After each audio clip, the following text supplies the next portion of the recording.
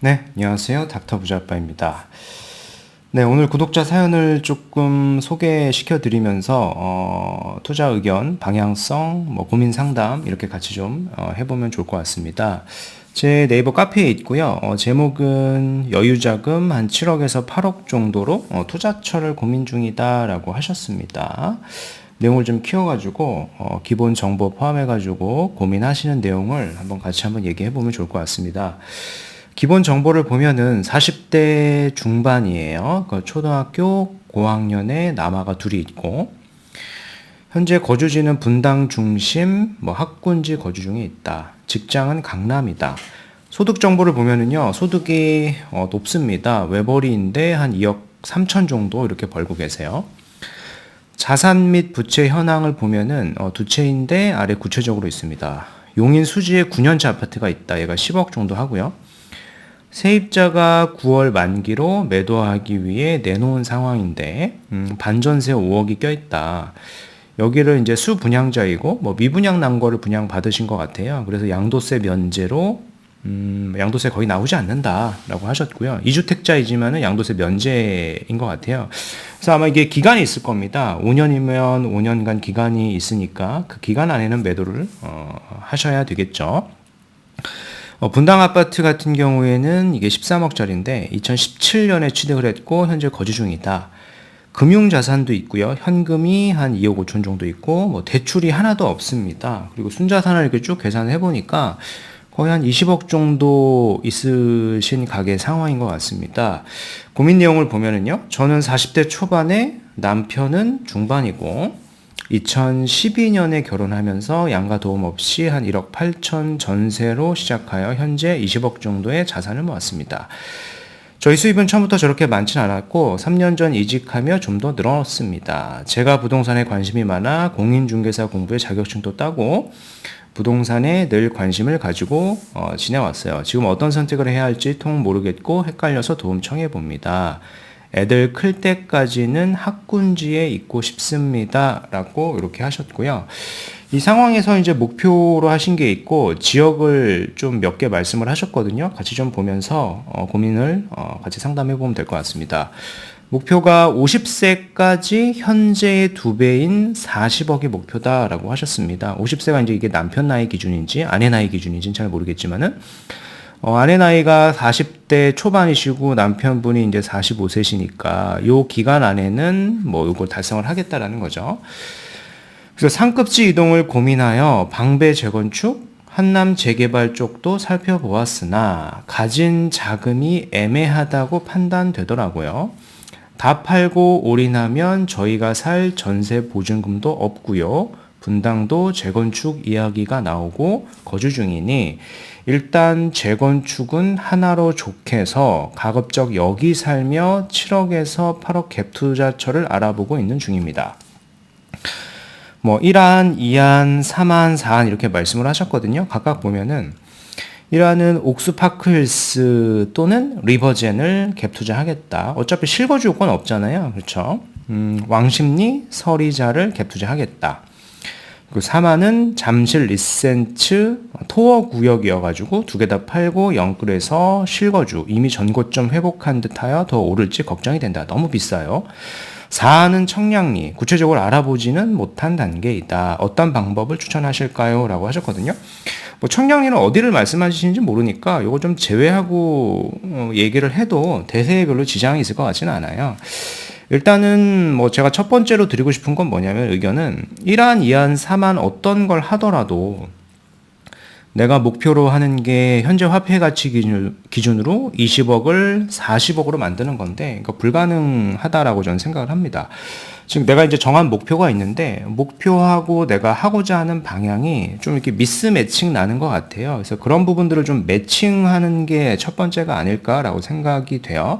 이게 무슨 얘기냐면 목표를 낮추든지 아니면 목표를 낮추기 싫으면 더 좋은 지역을 가든지인 겁니다. 그래서 그렇게 좀 생각을 해보셨으면 좋겠고요. 여튼 제가 글을 좀 읽어보니까 갈아타서 거주지까지 옮기고 거주 투자하는 게 조금 부담이어가지고 일단은 나는 7억에서 8억으로 갭 투자를 하기 위해서 정해놓은 것 같아요. 그죠? 그래서 만약에 7억에서 8억으로 갭 투자를 한다라고 하면은 4안은 이제 청량리니까 지금 뭐 청량리 어딘지를 알아보시지 않았잖아요. 그래서 1안하고 2안 중에서 갭 투자인데 저는 뭐 제가 생각했을 때는 옥스파클스나 리버젠을 갭 투자하는 게 조금 더 낫다라는 생각이 들고요. 단 어떤 문제가 있을 것 같냐면은 분당을 보니까 2017년도에 이렇게 취득을 해서 거주 중인데 양도 차익이 이제 굉장히 클 거예요. 그리고 말씀하신 것처럼 뭐 재건축 얘기가 나오고 있어가지고 뭐 시세도 최근에 좀 분위기 좋잖아요. 가격도 좀 오르고 있는데 가격은 더 올라갈 거란 말이에요. 그렇다는 얘기는 내가 옥스파크스를 사면은 뭐 분당을 비과세 받아야 돼요. 그래서 일시적 일가 의주택으로 분당을 팔거나 그렇게 해야 될 겁니다. 근데 팔지 않으면은 뭐 옥스파클스를 먼저 과세로 나중에 팔고 분당을 비과세 받아야 되겠죠. 근데 뭐 어떤 걸 하든지 간에 자산이 일시적으로 늘어날 수 있는데 다시 줄어들게 되겠죠. 결국엔 팔아야 되는 거니까. 그래서 1안을 했을 때도 목표로 하는 자산에 근접하기는 좀 어려울 것 같고, 저는 개인적으로 이 1안, 2안, 3안, 4안 중에서는 3안이 가장 괜찮은 것 같거든요. 일단 두 채를 다 팔면 요런 얘기를 하셨잖아요. 영끌이라는 표현을 쓰셨는데 저는 영끌이 아닌 것 같은 거죠. 왜냐하면 두 채 다 팔면 우리가 거의 한 20억 정도 있거든요. 20억의 뭐 리센츠를 내가 한 5억 내외로 대출을 더 받는 게 그렇게 부담일 것 같지 않고 영끌도 아닐 것 같거든요. 왜냐하면 우리가 연소득이 한 2억 3천씩 되잖아요. 그렇게 소득도 굉장히 높은 편이고 순자산도 많기 때문에 그렇게 영끌은 아닌 것 같아요. 그리고 이제 여기가 전고점을 회복을 해서 더 오를지 걱정이 된다라고 하셨는데 이렇게 생각해 보시면 됩니다. 여기가 토지거래 허가구역이잖아요. 그래서 지금은 투자 수요가 아무것도 없는 거예요. 그냥 말 그대로 실수요로만 이미 전고점이 거의 회복이 된 건데 뭐 토지거래 허가는 결국에는 나중에는 이제 풀릴 거란 말이에요. 그러면은 지금보다 시세는 더 많이 저는 오를 수 있다라고 저는 생각을 합니다. 그래서 1안, 2안, 3안 중에서는 이제 3안으로 가시는 게 좋고, 단 이제 내가 40억이 목표다라고 하면 3안하고 이제 플러스 알파의 어떤 또 다른 투자를 하셔야지만 40억에 근접을 하거나 초과 달성이 되겠죠. 그리고 위에도 보면은 방배 재건축이 있고 뭐 한남동도 있잖아요. 근데 이제 한남동 같은 경우에는 기간도 좀 많이 남았고, 물론 이제 7억에서 8억을 가지고 대출까지 껴가지고 한남뉴타운을 살 수 있는 데는 있거든요. 근데 이제 내가 여긴 투기과열 지역이니까 취득세가 중과되지 않습니까? 그리고 학군지도 아니니까 우리가 자녀 교육을 시키고 있는데 한남보다는 방배 쪽을 보시는 게 낫겠죠. 근데 방배동이 지금 입주권이니까 여기를 사서 거주하고 투자를 좀 분리하시면 될 겁니다. 뭐 전세 자금이 없다라 그랬는데 방배 재건축을 사고 나서도 돈이 좀 남을 것 같아요. 실투자금이 충분하거든요. 현재 한 20억 정도면 남는 자본으로 뭐 전세를 구하거나 반전세이거나 뭐 이렇게 입주권을 투자했을 때는 전세자금 대출도 나오니까 충분히 하실 수 있을 것 같다라는 생각이 듭니다. 뒤에 좀 지도를 보면서 그리고 좀 기사도 좀 몇 개 보면서 말씀을 더 나눠보면 될 것 같습니다.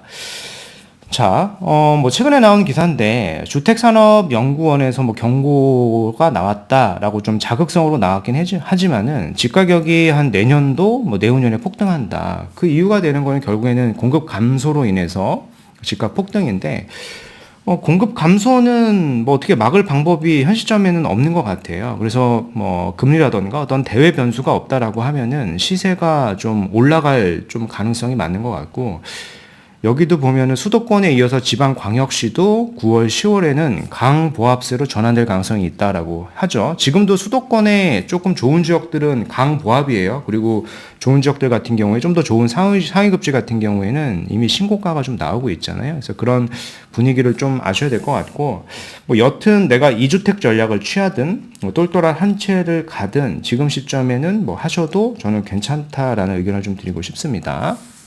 자, 뭐 반포의 아파트가 9평이에요. 이게 뭐 40평, 50평이 아니라 9평에 한강이 보이는 게 50억에 팔렸다라고 하죠. 그게 이제 레미안 원베일리인데 이게 뭐 거래설이 확산이 되고 뭐 소문이 돌고 있어요. 아크로 요파크도 뭐 49억, 뭐 50억 가까이 거래가 됐는데, 그래서 뭐 이게 뭐 부정확한 소문이다라고 하지만은 사실 그렇지가 않은 게 원밸리에 한강이 보이지 않는 매물 같은 경우 실거래된 게 거의 한 40억대 중반 정도 한단 말이에요. 그래서 한강이 잘 보이는 게 50억인 거는 크게 무리도 아닐 거란 생각이 들고요. 즉 이제 주택 가격이 그만큼 지금 많이 양극화되고 있고, 양극화가 되고 있는 이유 중에 뭐 여러 가지가 있는데,